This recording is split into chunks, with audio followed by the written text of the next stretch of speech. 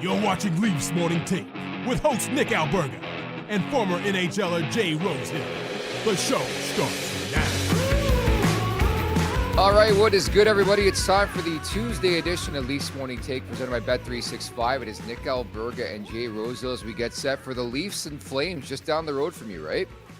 Yes, sir. I don't know. I might have to bail if I get a ticket on the After Dark show, but otherwise it'll either be at the game or doing the After Dark show. So either way, good stuff. Yeah, the cat's out of the bag. Jay Rosehill is scheduled at the very least to guest on the Leafs Nation After Dark, but that's a pretty damn good excuse if you can get down to that barn, especially Leafs Nation travels amazingly, man, but in Calgary specifically, like they go nuts for the Leafs. I think it's kind of cool how Leafs Nation travels, and it must be pretty damn cool as a player too.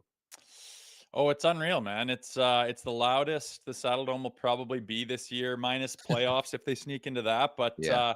it never ceases to amaze me, man. I remember growing up and, there's so many Maple Leafs license plates and jackets and hats and bumper stickers around all throughout Canada, man. It's kind of crazy. And I do remember making that team, Brian Burke talking about the team and the importance of it, saying that you could travel the world and you're going to see Yankee hats and Dallas Cowboys hats, and you're going to see Toronto Maple Leafs hats. And it's just one of those organizations that that spans the globe and has fans everywhere. And I think if you're in the Dome tonight, you'll see that firsthand.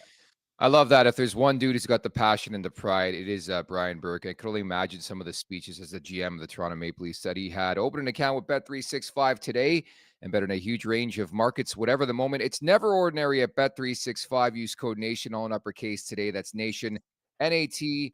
Our Super Chat charity partner this season is Sick Kids. Want to make sure that your question or comment gets on the show. Hit us up with a Super Chat. Proceeds from our Super Chat will go to Sick Kids, ranked the #1 research-intensive children's hospital in Canada and third in the world. Firstly, did you see the suspension to Ryan Hartman of the Minnesota Wild? I think it's so interesting because I think completely swept under the rug because of everything going on in the world right now. Also in the NHL, the NBA with the big Doncic trade. Nobody's really talked. A 10-game suspension, Rosie. Yeah, a 10 gamer. I mean, put that in perspective. A 10 gamer. I don't like what he did. I understand it's not a hockey play. It's dirty as can be, but a 10 gamer.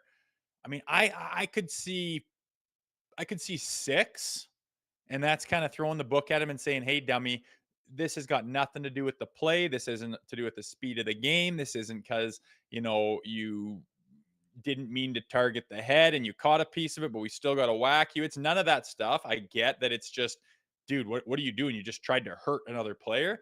But 10 games is massive. And I guess I'm trying to figure out where Department of Player Safety is coming from. And, they've been somewhat lenient, according to some people this year. And I do think that those, because it's hockey plays and they have, George Peros, who understands the way the game works and how there's some things that are, out of people's control and other people themselves in bad, vulnerable positions. So the suspensions have correlated that. And this one, I guess he just said, this is dirty. This has nothing to do with the game. This is just intent to injure. I'm going to throw the book at you. I thought it was very, very heavy, though. It's a big boy suspension, no question. Tell you what, Ryan Hartman's day of reckoning was coming for a variety of years right now. Okay, this guy has a reputation. If you recall last year, I think he was caught on mic saying something stupid. Like, this has been building. But the thing that gets me is like the whole like previous offender thing and what you've done in the past. They say doesn't really correlate into the suspension, but this firmly did. I mean, you look at 10 games and that body, I actually have no issue with that because sometimes the only way to get through is to throw the book. And I think it's more in the checkbook, right? I think he's going to lose around $500K for this suspension, around there at least. Well, there's a lot of reasons why it hurts. I mean, obviously you were a bit of a marked player before. You have a history of suspensions, and I think that absolutely played into this big whack as he's a prior offender, and that would roll into it. Obviously they wanted to send a message. I would not be surprised at all if in walks one of the big boys of the NHL, Bill Daly or Gary Bettman, into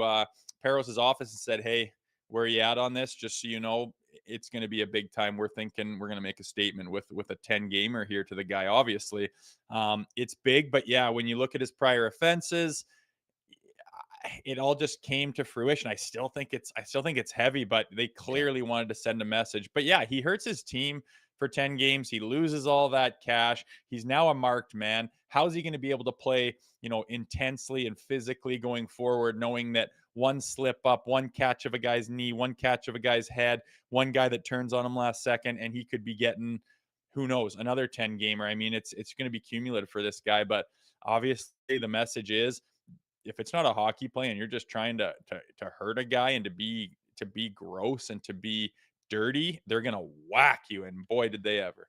Well, it's comparable to me to like Matt Cook in the day. It's like figure your shit out, or we're going to keep suspending you for longer and longer and longer. And same for Tom Wilson. I mean, those two guys specifically, specifically Wilson, deserve a lot of credit for finally figuring it out. It took a while, but as we've mentioned, it's been building and building for a guy like Ryan Hartman. I just, to your point, there is no place in the game for that. So many layers to this because Timothy Stützle is widely known as one of the biggest divers in the league. He didn't dive on that play. Like, that's not a hockey play. And I have no issue when the NHL cracks down on that type of stuff. So I think we're both in agreement on that front. In support of sick kids, our guy Maxentius Decimus sends us a super chat. Appreciate it, Max. Was a wild game Saturday. Wish there was an after dark show. As you know, we were at the wedding. Hope the wedding event went well. Wool is a stud, brick wall. 10 games is too few for that Hartman clown. So there's resounding yes as well for Max. Too few. That's a lot. I think it's plenty. I think the message has been received. Hartman's well, you can call him an idiot and say he does stuff, and Stützle, like, I don't know. I didn't think it was that violent. He just kind of had his hand on the back and he kind of fell down on it, drove it down. Like, yeah, that's greasy, but 10 games, like 10 games. That's a lot, man. Not trying to say that it wasn't wrong. It wasn't bad. It's not a hockey play. It's dirty, and he needs to be suspended. All that I'm in agreement on. Just 10 is very heavy, man. I don't want the league to start setting a precedent that a 10-game suspension is commonplace. I don't want something that could be a 1 or 2 game to now all of a sudden in this era be 5 or 6. I don't like that. It makes everyone play tippy toes. It makes everyone play soft. It makes everyone just completely abandon hitting or any physicality of any kind. I think our game is suffering because of it nowadays. I don't think it's as exciting. I don't think it's as intense. And I don't think that they're breeding the players that's conducive to good competitive hockey that everyone's fallen in love with over the previous decades. I don't mind suspending this guy. I just don't want there to be a precedent where, they're throwing around massive games. And like you said, $500,000 hit, that guy's never going to touch anyone for a long time anymore. You're scared to get suspended. I don't want that to be the theme, even though you need to come down on this guy. Not to mention, the best point you made is what this does to his team. Already without Kirill Kaprizov, you're a top 6 center, Ryan Hartman, and you're going to be out for 10 games. I joked about it with a 2-week break for the Four Nations. This dude can head down to Australia for their summer and be back and play NHL hockey. Like, that is a long ass time, 10 games. Like, we're looking like, I think like beginning of March, something like that, for return for Ryan Hartman. So just a bonehead play. And he's gone for the next 10 games. And maybe there's going to be an appeal in this whole process. But Timothy Stützle, I don't believe he's going to miss any time for the Ottawa Senators. Didn't miss last night's game. They're on fire, man. Like, the more and more I watch that team, I think the incredible part, Rosie, is that they have done this all without their number one goaltender, Linus Ullmark, who is very close, who I think could return tonight against Tampa. Yeah, it's been impressive, man. If you look at that Atlantic, there's teams, where we were talking about the Detroit Red Wings beforehand, and Ottawa's hot. I picked them to win in regulation against what was supposed to be one of the contenders in Nashville last night. They took care of them pretty handily, and they have found their stride. And, this is the time of the season where teams can make a push. It's a grindy part of the season, and we're creeping up on this big break that the players aren't used to. And maybe it's tough to keep your focus when you're making plans and getting hotels and talking about who's going to meet up with who in the Bahamas. But during that time as well, teams can put it together and go on a bit of a heater. As you mentioned, Ottawa's doing exactly that, and nipping at the heels of everyone in the Atlantic is the Detroit Red Wings as well. I was thinking about this last night because naturally we get closer and closer to the trade deadline, Four Nations, and the end of the regular season. Am I concerned with any opponent the Leafs have? I don't think so. Like, there's a lot of conversation right now about the Battle of Ontario. First and foremost, that would be so incredible to relive that back in the Stanley Cup playoffs. And I actually feel for Sens fans. Like, get back in. They belong to be back in. I think history shows every time Ottawa gets in the playoffs, They do something substantial. Hopefully this year is different if they play the Maple Leafs. But I think this is more a story about the Leafs exercising their inner demons, because I think they're capable of beating anybody. It doesn't matter about the opponent to me. Yeah, I know. When we break down games and, well, what do they got to do against this team and what do they got to do against that team?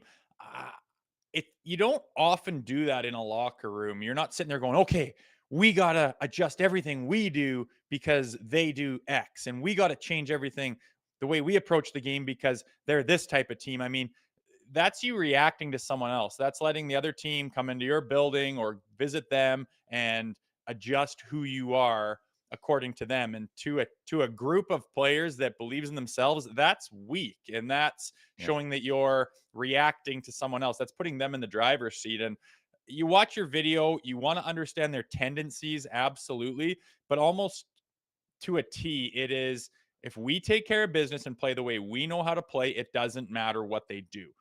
Teams set themselves up with systems and with identities that allow them to be successful against any team in the league. And most teams believe that if we play our game, we do everything to the best of our ability and pay attention to detail, you can beat any single team in the league. And I don't think the Maple Leafs are by any stretch immune to that. If they play their best hockey, pay attention to detail, still go north with it, those higher percentage plays, get more pucks on net than maybe they have in the past, get bodies in front, and do what's gotten them success in the past. Realistically, they can take care of any team in the league. It's just a matter of doing that consistently every night. So I don't really like, changing your style of play or your approach to a game based on your opponent. Yeah, player game, player style. I couldn't agree more with that sort of assessment, because, again, we've seen it all, and I know you hate it that we go through the gauntlet of teams they've played in the playoffs and been unsuccessful against. This is more about the Maple Leafs. If you play the way we know you can play, I think they're capable of beating any team in this league, including the Nashville Predators. Are just in a really, really difficult spot right now. Just a tough year for them, and it's pretty crazy considering, again, similar to Vancouver, where the Predators were 8 months ago, the conversation in free agency. They get Marchessault, they get Shea, they get Stamkos. Things just have not gone according to plan so far for Nashville. They lose last night against the Ottawa Senators. And we're going to see Nashville in person March 20th to Sunday, March 23rd, the first ever TLN Nation vacation. We're offering up 2 different packages, one with flights, $24.50 plus tax, one without, $12.99 plus tax. Hotel rooms are double occupancy. For more information on how to book, head on over to nationgear.ca. That's nationgear.ca, or check out the link in our show bio. Life's too short for ordinary vacations.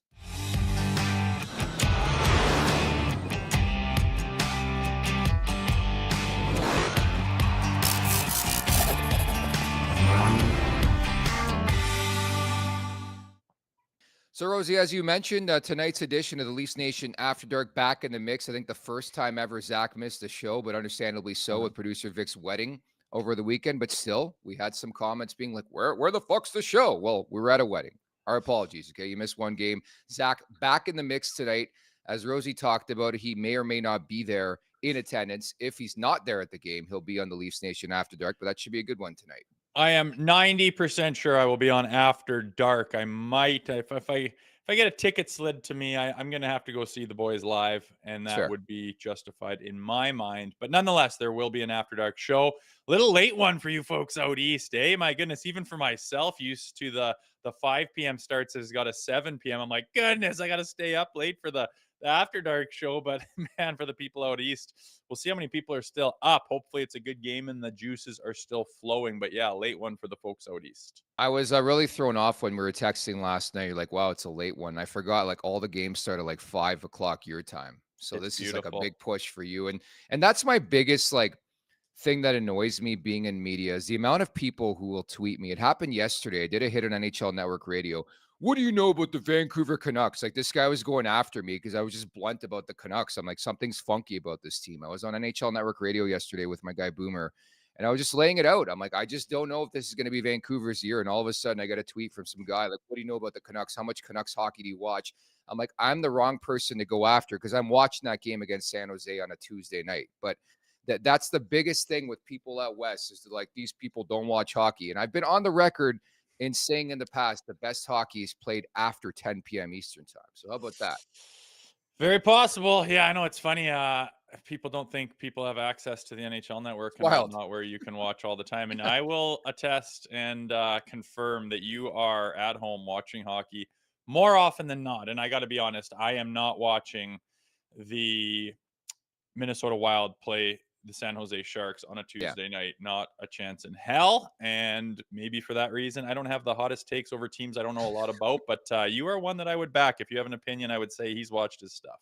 Canucks fans, very sensitive. Just wait till about They are. Friday when we start to tee up the game on Saturday. The first thing you're going to hear is the old Draisaitl McDavid special. We got to cater to their start time. Fucking rights you do. We're the Toronto Maple Leafs, damn it. We got Bryan Hayes of TSN, Rosie, coming up in about 15 here.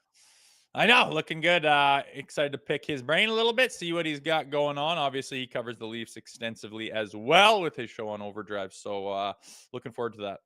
Love Hazy B. He's coming up at the Leafs Nation 401 on YouTube. Hit that like button, hit that subscribe button. Leafs Morning Take, wherever you find your podcast. Make sure to leave us a 5-star review. And don't forget to visit theleafsnation.com. Rosie, as you know, coming up on February 15th, the Leafs Nation will be hosting a watch party at Greta Bar on King Street West as Canada and United States get together at the Four Nations. That's going to be something special. We've got ticket giveaways, signed memorabilia trivia, and T-shirt tosses happening all night long. Tickets are just $10. If you want to do more, we're also offering a VIP option for $40, which includes a Greta burger, a beverage of your choice, and a game card to play some arcade games. Doors open 2 hours before puck drop. Grab your ticket today at nationgear.ca. Greta Bar, let the games begin. And it's going to be me and Zach Phillips hosting that event. That should be something.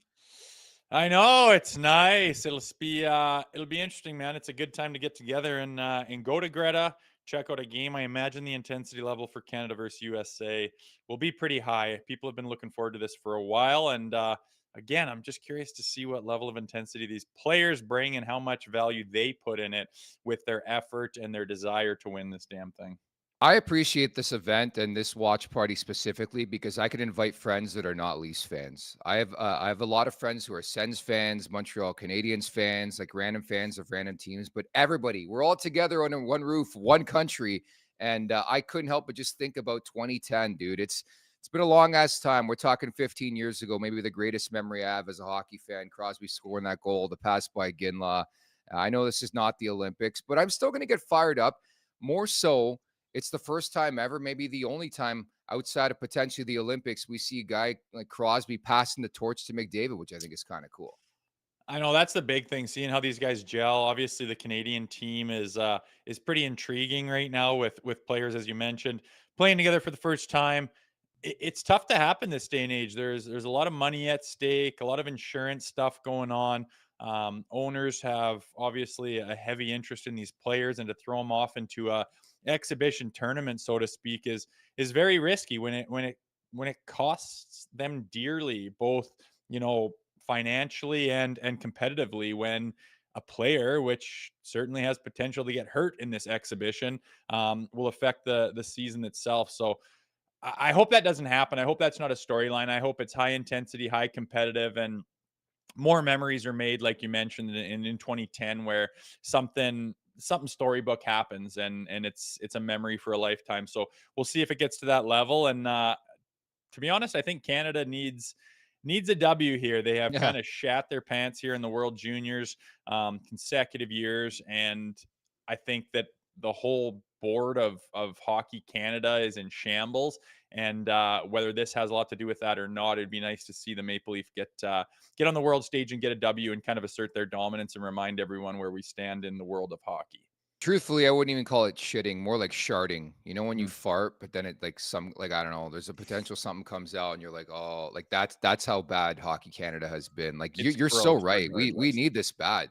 We do. It's gross. It's been ugly, man. I don't remember.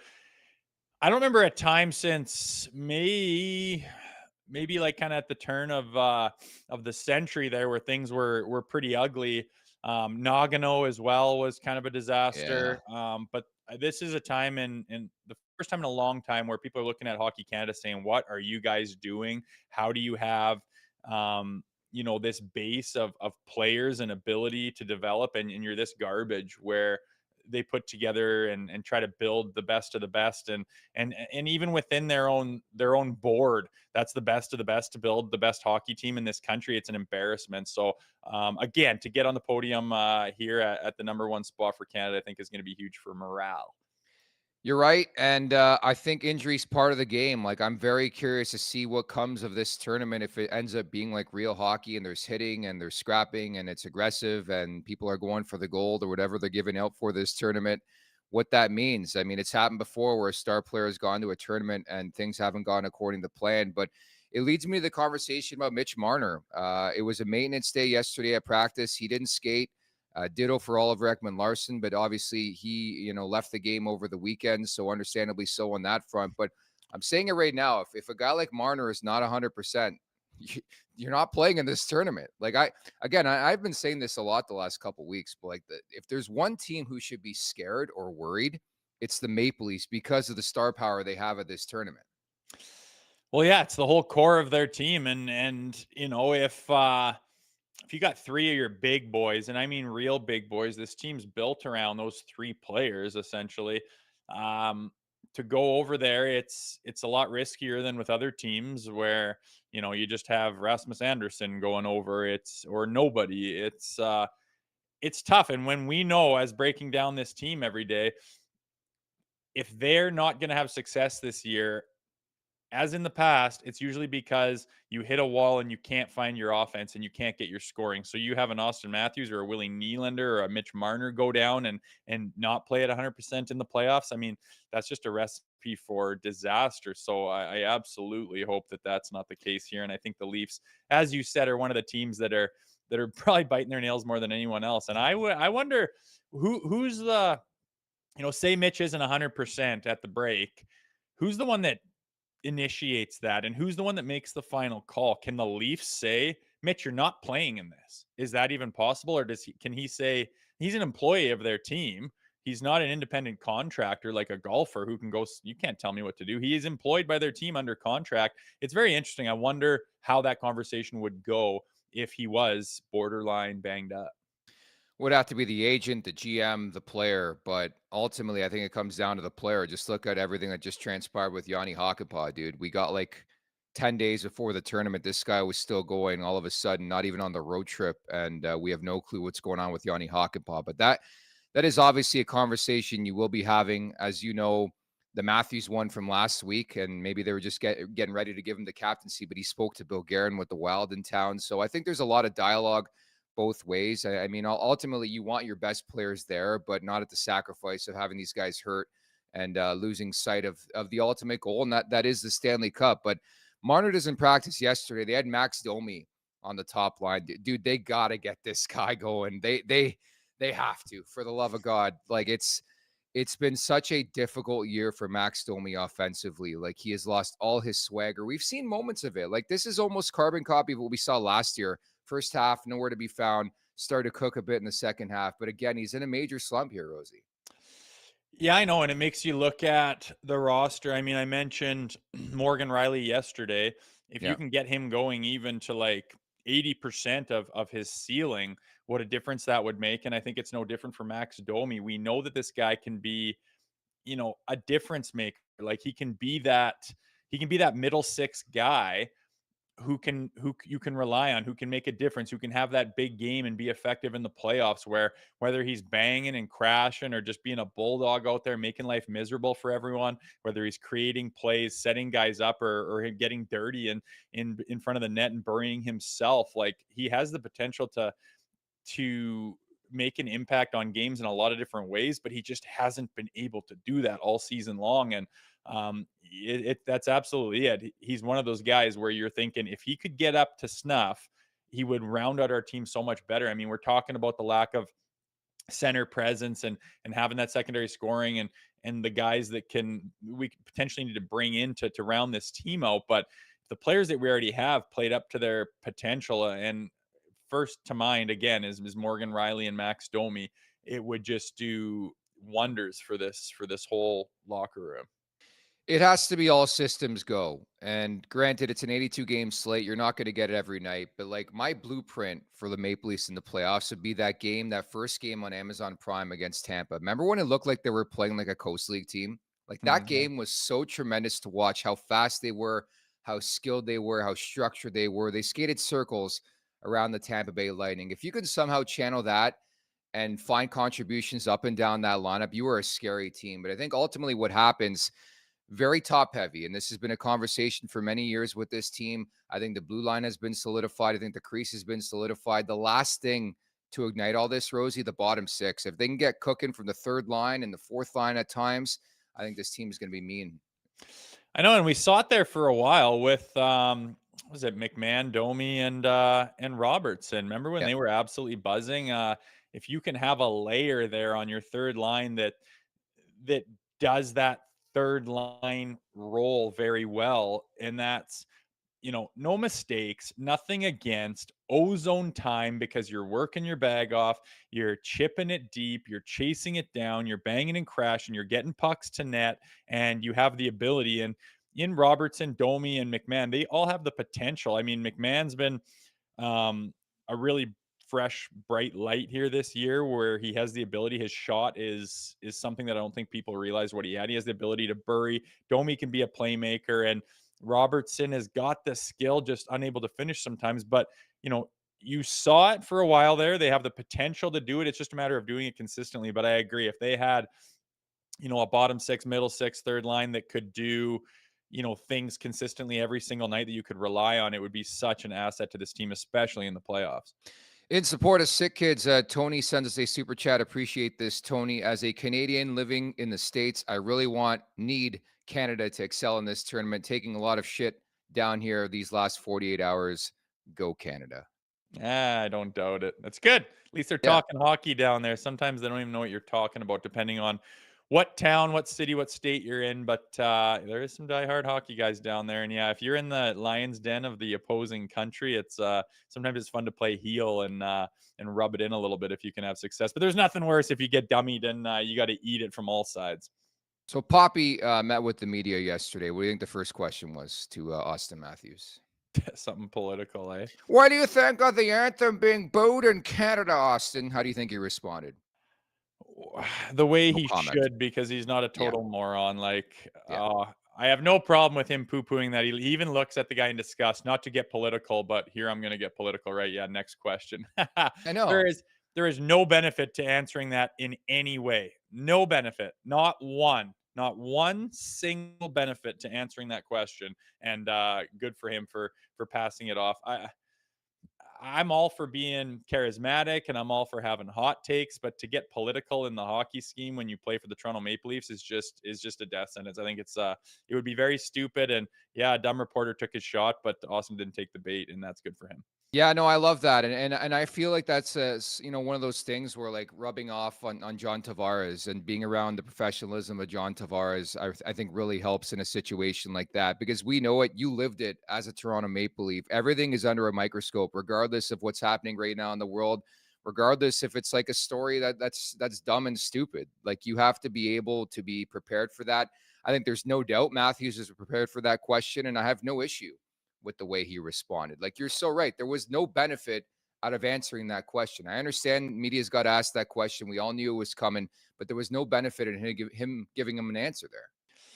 Yeah, and there's dumber questions that are asked. I mean, Yeah. maybe he wanted, I guess it's somewhat intriguing, right? There's this trade war going on. There's political things, tensions going back. It's specific to Canada, USA. You got the Four Nations coming up. He's the captain, the big dog on the biggest Canadian team, but he happens to be American and playing. Like, Yeah. I get why you'd ask the question. But I wouldn't expect much of a response from a seasoned player like that who knows how to handle the media. Again, there are dumber questions, no doubt, but I don't blame him for sidestepping that one. It had me thinking, like, what's been your takeaway thus far in like the Matthews era of captaincy? Is there any takeaway whatsoever, Rosie? Not really, personally. Like, I would like to see him have better leadership qualities. I'd like to see him step up a little bit more and show more emotion during the game, show more emotion on the bench, on the ice, be a little bit more vocal, play with some more vigor. I wouldn't mind him stepping up in that sense. You look at the Tchucks of the world that play that way. I'm not expecting him to play like Matthew Tchuck or Brady Tchuck, but I haven't seen a whole lot of change or emphasis on him having a torch passed to him as far as a leadership position.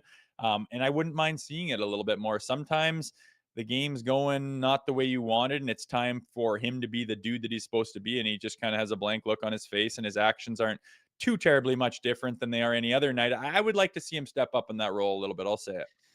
Fair enough. The following interview is brought to you by Charm Diamond Centers. Get custom ring building delivered in less than 4 weeks with the Charm Masterpiece program and an unbeatable pricing policy. Charm Diamond Centers is proudly Canadian owned and operated since 1972 with more than 85 locations across the country through Charm and their sister brands. For more information, go to charmdiamondcenters.com. As we bring in today's guest from TSN, it is Bryan Hayes. Hayes, thank you so much for doing this. Maybe piggyback off that. What's been your read on Austin Matthews as captain thus far?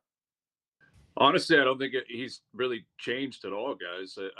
I guess you got to give him credit because that's what he said was going to happen. At the introductory press conference in August, he said, "It doesn't change anything for me. I'm going to continue to be the same guy I always have been."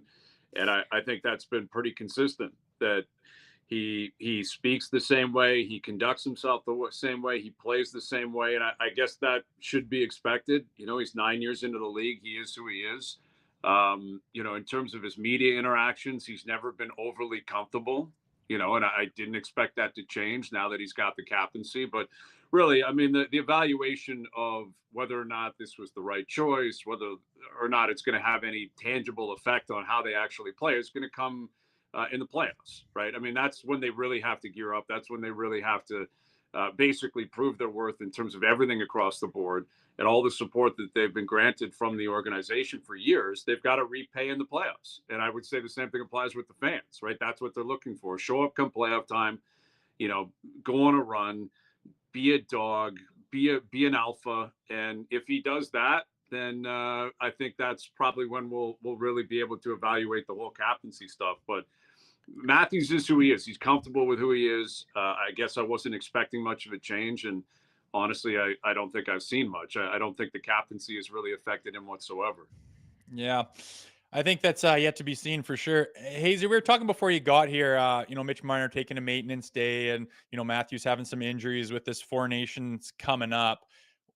Do you think a team, if they're seeing a guy might need some time or he's banged up, obviously the owners and the GMs and everyone would prefer to give these guys some rest and not risk them going. With the Toronto Maple Leafs having 3 guys going and the centerpiece of their team, if someone were borderline, do you think the team has the ability to shut that guy down from the Four Nations, or how do you see that going? I don't think so. I don't get that impression, right? And I don't think the Leafs would be comfortable doing that, again, based on the way they've handled these guys for years. They've treated them like kings. They've made them very, very comfortable. Everything's first class across the board, on the ice, off the ice, in the negotiating room. The Leafs have done everything they can to prop up these players and make sure that Matthews and Marner and Nylander are comfortable and feel like they have their own identity. And I think it likely applies here with the Four Nations. I think they'd be within their rights, the Maple Leafs, to express their opinion for sure. They're paying these guys a fortune. It's complicated because it's a league sanctioned event, right? Like it is a scenario where the NHL and the PA, they're trying to make money here. It is somewhat of a money grab, I guess, and you want your best players there to make sure that it looks and feels legit. So I'm sure they'd have the conversation, but I think it's ultimately up to the players, and I think that's what's happened with Matthews. And to his credit, he's looked like himself the last month and a half, right? Ever since he returned from the last, I guess, injury break, the guy has looked very good. He's looked very comfortable, and he's comfortable with how he feels, and he's going to go. And the same thing will apply, I'm sure, with Mitch Marner and Willie. And I empathize for these guys and guys within their generation because they've never had the opportunity to play a best on best tournament. Yeah. And this is not going to be the Olympics. It's not going to be an old school Canada Cup. I'm skeptical what it's really going to look like and feel like in terms of intensity and in terms of, whether the rivalries are actually going to be there when they arrive at the Four Nations face-off. But these guys want to play for their countries. I think there's a business element to it as well, right? They've all got endorsements. They all represent different companies, and this is a big platform for that. So I would think Shanahan, Tree Living, Berube, they might express their opinion, but ultimately they're gonna leave it up to the players. and the players are going to make that call. And if the players feel like they can play and they can show up, then they're going to show up. And I think we're going to see that with other guys throughout the league. Like the Pietrangelo thing, that to me that feels like the exception to the rule, I guess. Like my understanding is guys like Linus Olmark, who still hasn't played. He's working in his Sweden equipment, during practice. The guy, I think he's still going to go. Guy hasn't played in weeks. And I get the impression like a lot of guys are going to try to get there. So I guess to answer your question, no, I think the Leafs can express their opinion. If it's really bad, they may really put their foot down, but maintenance days or, hey, a little bit banged up or bangs and bruises, that's not going to stop these guys. And the players are going to make that decision. And I would fully expect Matthews, Marner, Nylander, they're going to be there and they're going to be ready to play. How much stock you put in this thing, Hayes? Like, I'm always careful how I phrase this question, but like, of the 3 players of the Maple Leafs going, does it matter what they do? Like Mitch Marner, for example, does it matter if he rips it up in this tourney at all? In terms of like projecting what's going to happen come playoff time, I don't think so. Right. Like, I think if all 3 of them have a phenomenal tournament, and I guess it's not possible for all 3 of them too, because, at least one of them is not going to make it to the finals. So I guess it couldn't really apply to all 3. I don't know if there's a downside, right? I don't think there's a downside in going there and looking comfortable. And if the intensity is high, if it gets to that point, if you get US versus Canada in the final and it's a great game, high intensity, high energy, physical, it kind of has a playoff feel to it. And Marner and or Matthews end up kind of elevating their play and look comfortable in that. I guess that there's no downside in that for sure. There definitely wouldn't be, but I don't think anyone's going to walk away. And I don't think it only applies to the Leaf players and their evaluation. I don't think anyone's going to walk away from this tournament and say, okay, now I know what's going to happen, in April in the Stanley Cup playoffs. It's a totally different beast. I'm hoping for intensity. I'd love for the tournament to be great. I've been starved for best on best like everyone else. I'm not holding my breath though. I'm really not. And I think there's a chance the group stage is just, they kind of wade into it. Maybe that finals is great, but it could be Sweden versus Finland in the final, right? There's no guarantee Canada and the US are even going to get there. So I'm not going to take a 3 or 4 game tournament in February that's manufactured and apply it one way or the other. And that applies the other way too, right? To be clear here, if Marner, Willie, Matthews show up and they're awful, or they don't look like themselves, that doesn't set off bells and alarms for me that, we're the Leafs are doomed come playoff time. I don't think that's fair to the players. And I don't think this tournament means enough. Yeah, speaking of the Leafs specifically, what do you think as March 7th, the trade deadline here creeps up on us? What do you think their priority is coming down the stretch toward the deadline? Well, I mean, everyone seems to be committed to this third line center, right? Like everyone's just bought into that hook, line, and sinker. And I can understand why. I mean, Domi, we'll see if Marner plays tonight. And if Domi ends up moving to the wing, I think that's inevitable. It has to happen. We're deeper into the season, I believe, than we were last year when Max moved to the wing. But I don't think Max is going to be like a full-time center come playoff time. So they're going to have to figure that out. But there's also a scenario here where they have to figure out who is in the lineup come opening night of the playoffs. Like, what is Max Pacioretty, right? Like, what is he? What is Connor Dewar? What is he going to be? Is Reeves going to play based on who you play in the first round? These are all decisions that have to be hashed out, I think, by the coaching staff before they even come up with a plan for the trade deadline. But I understand, the focus on center help. I think that is important. I don't think Pontus Holmberg can be playing playoff games for you up the middle of the ice. I think David Kämpf is likely going to be their fourth line center. So, there's all those names that I'm sure you guys have talked about. We've talked about that maybe they kick tires on. But I still think they got to figure out who's playing with Morgan Rielly. And I don't know if they have that answer determined right now or if that answer is here internally. I mean, I think they envisioned in a perfect world scenario, Oliver Ekman-Larsson playing with Yanni Hakanpää in the third pairing. That's not going to happen because Hakanpää is not going to play. I mean, that ship has sailed. That's you just got to move off that. But I think Ekman-Larsson in your third pair is more ideal. That's what Cup teams have done in the past. That's what he was in Florida. He was on the third pairing with Kulikov, I believe it was. And generally, it's big veteran defenseman. You try to load up a third pairing so you feel okay in that scenario. Tanev and McCabe are going to be a pair. That's got to be your number one, and they're going to play a ton of minutes. Who is Morgan Rielly playing with? It can't be Philippe Myers. It can't be Connor Timmins. I don't think Simone Benoit is capable of playing 20-plus minutes in the playoffs. So they got to figure that out. And it's deja vu. We go through this every single year. who's he going to play with? And I don't know how many assets they have. I don't know how many they're comfortable with moving off of. These are all, questions that we ask every single trade deadline, and it's on Tree Living and Company to figure that out. But I think that's a serious question right now. I think third line center, like they've said, and who's playing with Morgan Rielly? And if you have the answer internally, you better figure that out. Is it going to be Ekman Larson? Are you comfortable with that? Can the two of them be on the ice against, number one lines in a big playoff game on the road? I don't know. I wouldn't feel overly comfortable with that. So I would assume Craig Berube and company probably wouldn't either. So it's kind of like deja vu, dude. We got to figure this out. Who's playing with Morgan Rielly between now and March 7th? Yeah, and I think it's deja vu all over the board in terms of the questions we have surrounding this team. Like, bottom line, the bottom six scares the shit out of me, Hayes. Like, they're so top heavy. It's the same convo every year. And again, it gets back to the conversation. Like, are they really going to bring back the core four? And I thought you had a great sort of take on Friday. The salary cap is going up. We talked about this yesterday. If there's a team that could benefit greatly from this cap going up, I think it is the Toronto Maple Leafs. Would you agree? Yeah, absolutely, man. They got a lot of flexibility. Like they're committed to Matthews, Nylander, McCabe, and Tanev, effectively. And there are other guys that they have signed to some term that I think you can move off pretty easily if you want to. But for the most part, that's the core they're committed to, right? They're committed to 4 veterans, 2 forwards, 2 defensemen, and you've got the goalies on term as well. Joseph Wall, they've got him for 3 years after this. Stolarz for another year. So you think you're pretty comfortable in net, you're pretty comfortable up front, and you're pretty comfortable on the back end. Obviously, Morgan Rielly's another guy that I guess you have to throw in there in terms of term and how much money he's making.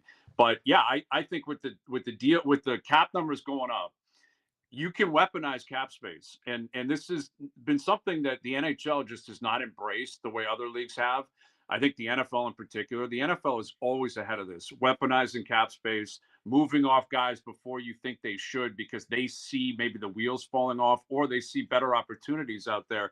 And I get that it's uncomfortable. I understand that there's a lot of comfort in keeping the guys and the guys continuously bringing what they bring. And that is jersey sales, ticket sales in the playoffs every year. That's what this core 4 is represented. You've got to give them credit for that. Like, they are very predictable. They're very comfortable in the regular season.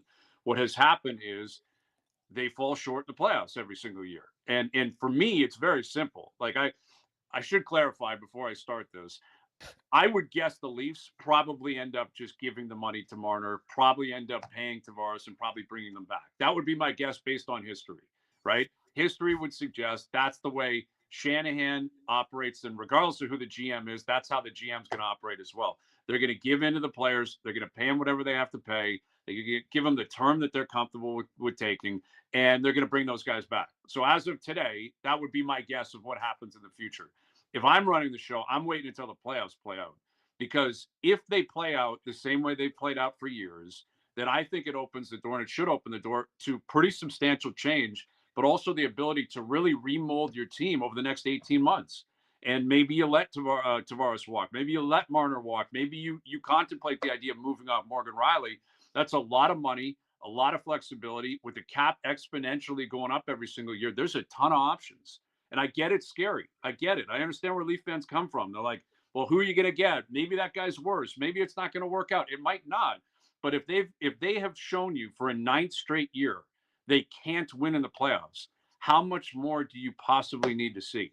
And at what point does it become, okay, I've done the superstar thing, I want the team winning thing?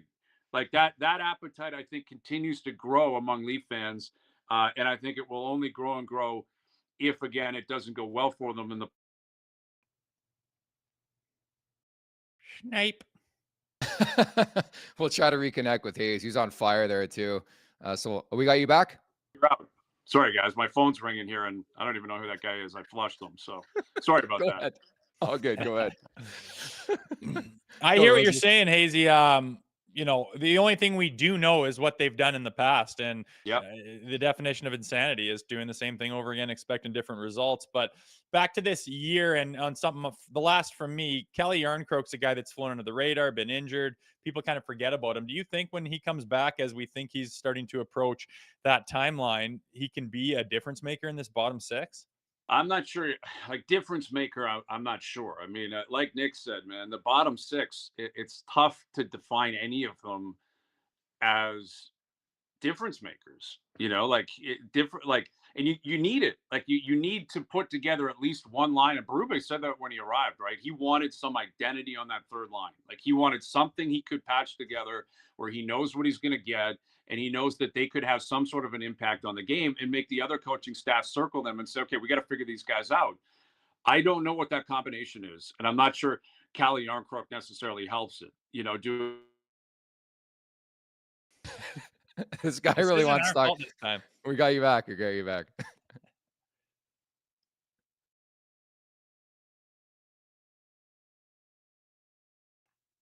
We can't hear you, Hazy. Yeah, we can't hear you. Hayes, we're not hearing you. He's not hearing us. Okay. Life goes on.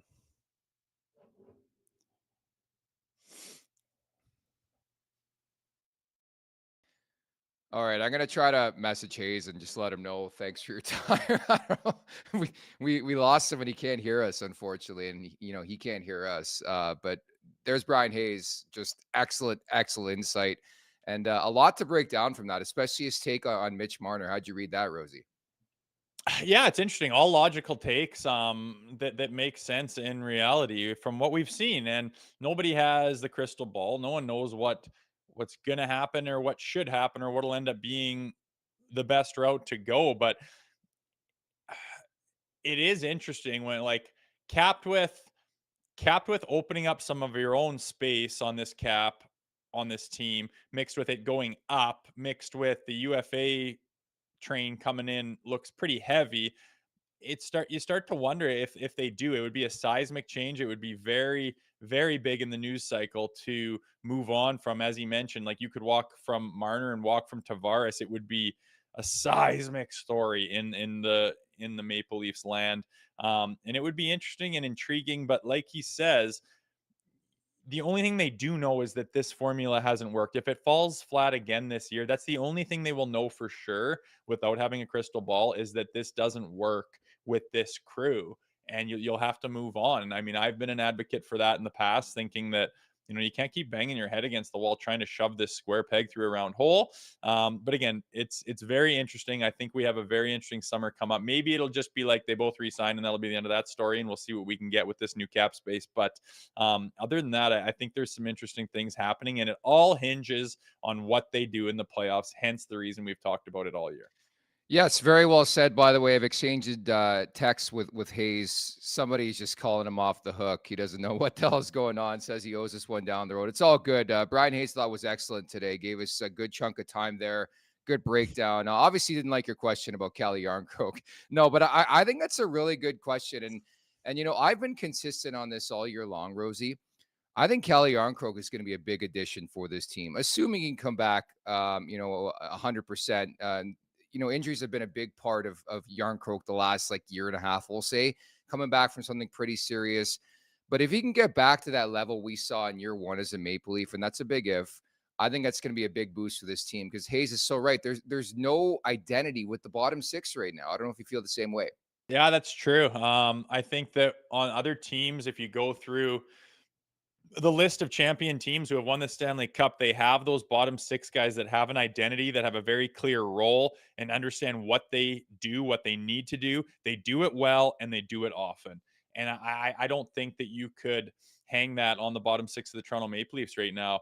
Again, I mentioned that couple of weeks there where the third line of McMahon, Domi, and Robertson were buzzing, and they had a clear and obvious initiative out there that they would run through, every shift, and were noticeable, and they made an impact on the game. And to have something like that, I think, is crucial to find that, figure out what that is, and to complement that with your fourth line as well, and to feed off of each other when you're going out one after another, to set up the first two lines for success the following shifts. It's all part of it. And I would agree that I don't think they quite have that right now. I think they're looking for it.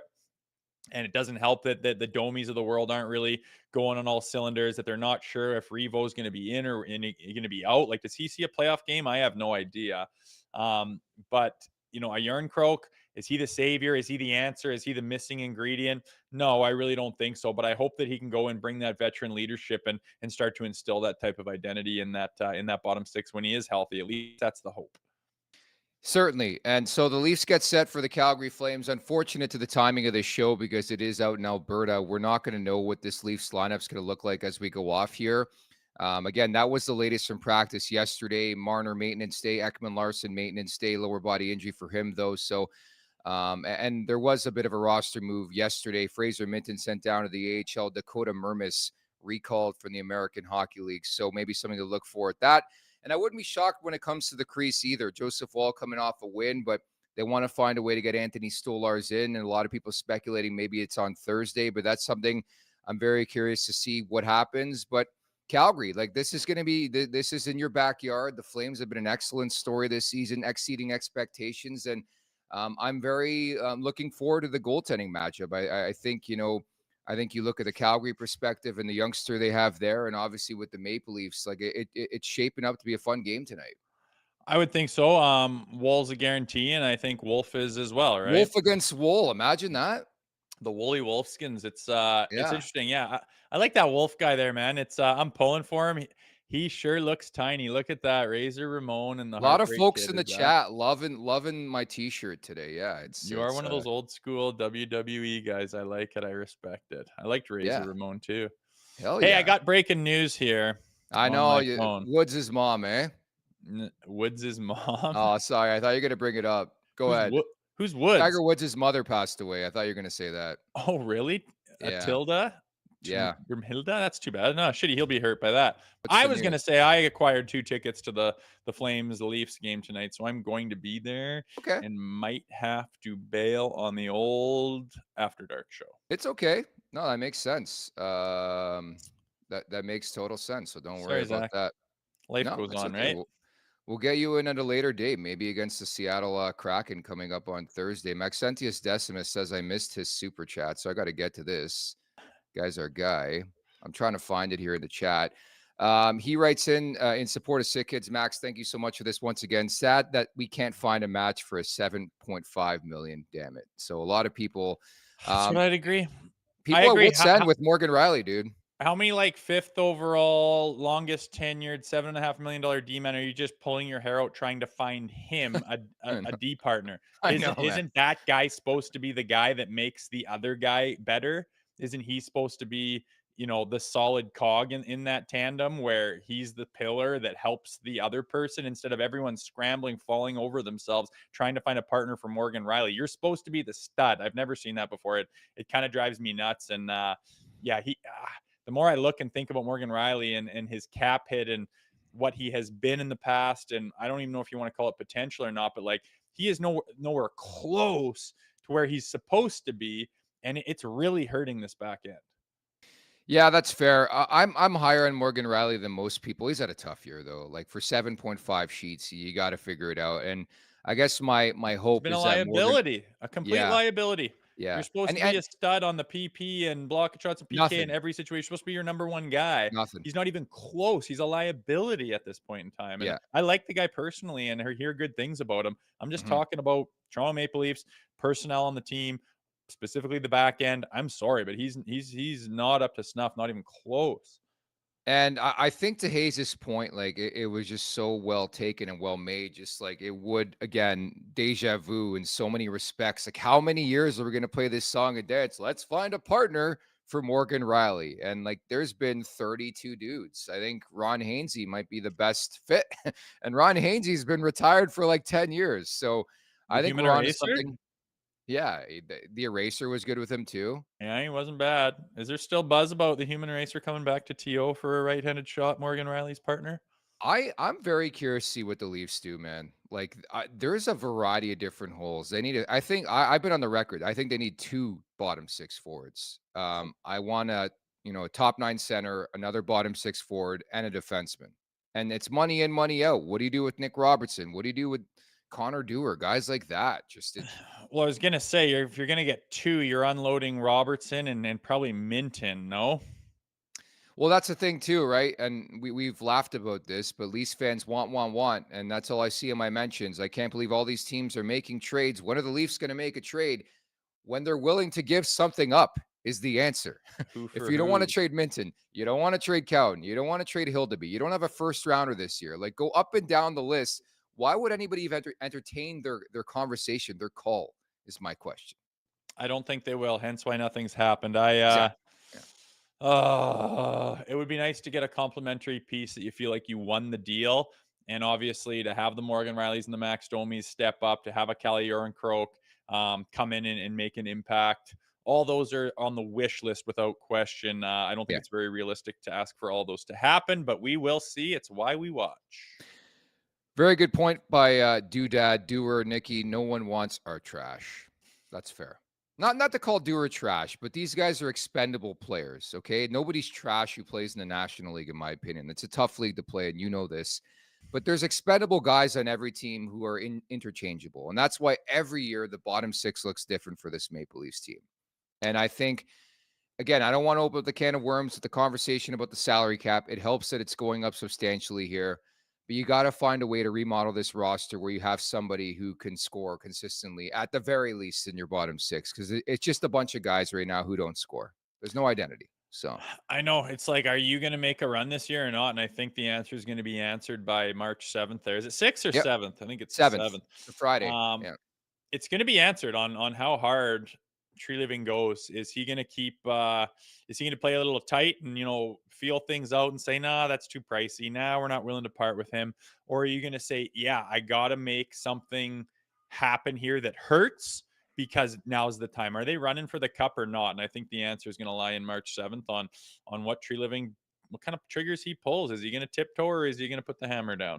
I'll be honest though, like, there's not really a name out there right now I can think of that I really, really, really, really want outside of like Ryan O'Reilly. We've tried that. That's the irony of this all. Where's that 3C? Well, do you remember when the Leafs had Matthews, Tavares, and O'Reilly up the middle? Because I do, and they still lost, right? So they lost Well, to the Florida Panthers in round 2. But O'Reilly was dried good. up in the playoffs, man. He came here, got a He hat was trick hurt. game 1, looked fantastic, and completely dried up in the playoffs. Yeah. All you can hope is that this system and mentality Yep. is different in the playoffs and allows them to get those scoring chances and to get those leads and hold on to it. Because everything I remember of the playoffs with this group is spinning their wheels, chasing, and nothing comes to fruition.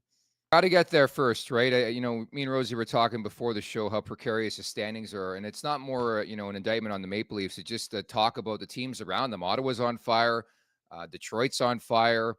There's some good teams that we think are good in Boston and Tampa. Like, it's a dogfight every night, so they need this one against the Calgary Flames coming up tonight. It's time for the last call.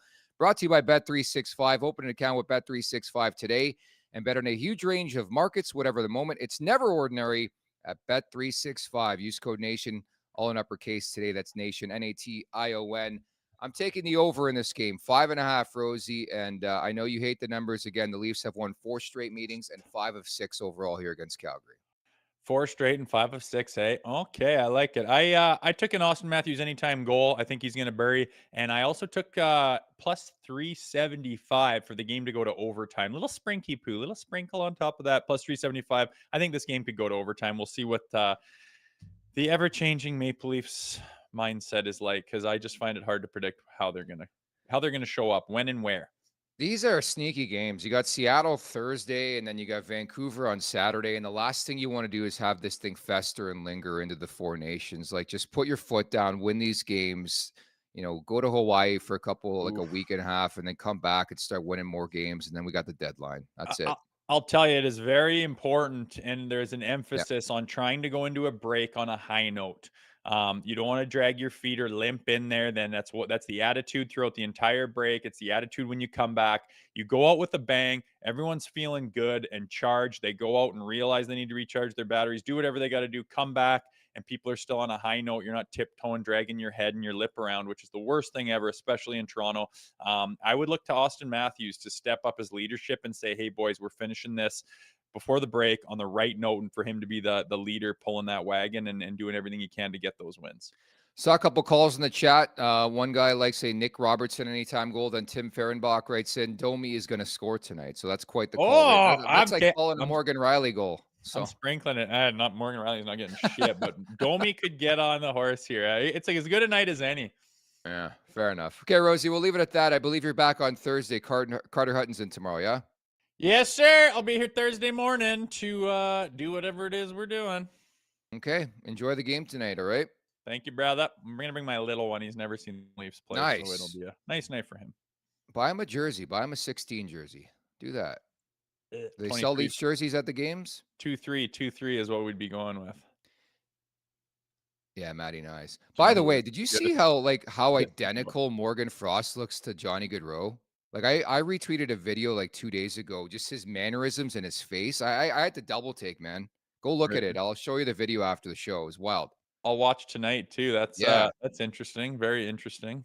Yeah, and he, of course, Andy Frost, a longtime PA voice of the Leafs. So if you want to look at the Calgary side of things, Morgan Frost just acquired Joel Farabee. So those guys, if you're looking at some point props, but we'll leave it at that. It's the Leafs and the Flames tonight. Toronto trying to sweep the province of Alberta. Thank you to everybody in the chat. You guys are great at the Leafs Nation 401. Hit that subscribe button. Hit that like button. Leafs Morning Take wherever you find your podcast. Make sure to leave us a 5-star review. Don't forget to visit leafsnation.com. Thank you to Brian Hayes at TSN for dropping by today as well. Producer Andy, great job. For Jay Rosehill, I'm Nick Alberga. We'll talk tomorrow. Take care. Make sure to check out more of our content right here on the Leafs Nation YouTube page. We got long-form interviews. We got clips. We got epic rants by Jay Rosehill. We simply have it all. And don't forget, you can find out much more at theleafsnation.com. Thanks so much for watching.